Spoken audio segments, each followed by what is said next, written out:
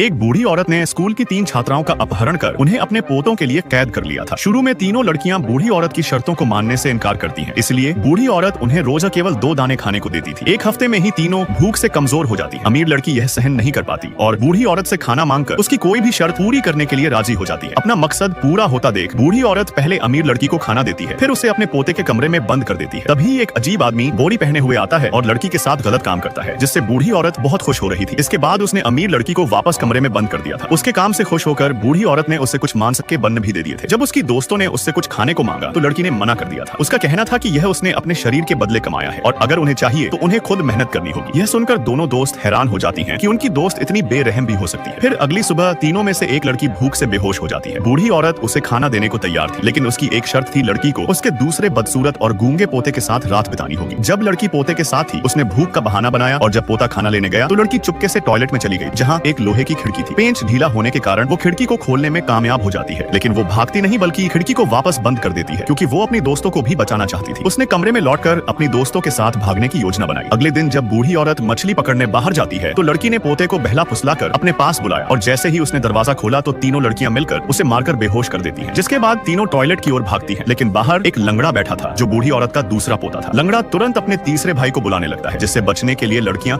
उस पर अलमारी गिरा देती हैं, लेकिन तब तक तीसरा पोता नीचे आ चुका था। वो बिना कुछ बोले गोली चला देता है। किस्मत से गोली लड़की के कंधे को केवल छूकर निकल जाती है। जब तीसरा पोता पास आया तो पता चला कि वो अंधा था। तभी लंगड़े की हरकत से उसका ध्यान भटक जाता है। तीनों लड़कियां टॉयलेट से भागने की कोशिश करती हैं, लेकिन फिर से पकड़ी जाती हैं और उन्हें एक गुप्त कमरे में बंद कर दिया जाता है, जहां से भागना अब और भी मुश्किल था। इसलिए वे झूठा समर्पण करने का नाटक करती हैं। उनके नाटक ने बूढ़ी औरत का विश्वास जीत लिया था, जिसके बाद बूढ़ी औरत उन्हें अलग अलग कमरों में तीनों पोतों के पास भेजती है और बाहर से नजर रखती है। आखिर में सब मिलकर खाना खाने लगते हैं, लेकिन लड़कियों का भागने का इरादा अभी भी नहीं बदला था। लड़कियों को रोज जुल्म सहना पड़ रहा था। तभी एक दिन बूढ़ी औरत को पता चला कि एक लड़की गर्भवती हो चुकी है, जिससे उनका भागना और भी मुश्किल हो गया था। बूढ़ी औरत तीनों लड़कियों को गर्भवती देखना चाहती थी, लेकिन लड़कियां इसका विरोध करती हैं। संकट के समय गर्भवती लड़की बूढ़ी औरत को धमकाती है कि अगर उसने उसकी दोनों दोस्तों को नहीं छोड़ा तो वो खुद को खत्म कर देगी। इससे बूढ़ी औरत घबरा जाती है और दोनों लड़कियों को छोड़ देती है, लेकिन गर्भवती लड़की को बांध कर रखती है। अपनी दोस्त की कुर्बानी देखकर दोनों लड़कियां दुखी हो जाती हैं और अपनी दोस्त को बचाने का संकल्प ले लेती हैं। दोनों चुपके से एक पोते पर हमला करके उसकी बंदूक छीन लेती हैं और वापस उस नर्क में चली जाती हैं। वहां उन्होंने लंगड़े को गिराकर बूढ़ी औरत की कनपटी पर बंदूक रख दी थी। बूढ़ी औरत ने चालाकी चलने की कोशिश करी, लेकिन लड़कियों ने उसे काबू कर लिया था। इसके बाद दोनों अपनी दोस्त के पास पहुंचती हैं और एक नाले के रास्ते से भागने लगती हैं। तभी तीसरा अंधा पोता उनके पीछे आने लगता है। एक लड़की उसे रोकने की कोशिश करती है, जिस बीच पानी का पाइप फटने से नाले में बाढ़ आ गई थी। तीनों लड़कियां जल्दी से नाले से बाहर निकलने में कामयाब हो जाती हैं और अंत में पुलिस को बुलाकर सभी बुरे लोगों को सजा दिलवाती है। लड़कियों की हिम्मत की वजह से आज वो इस नरक से जिंदा बच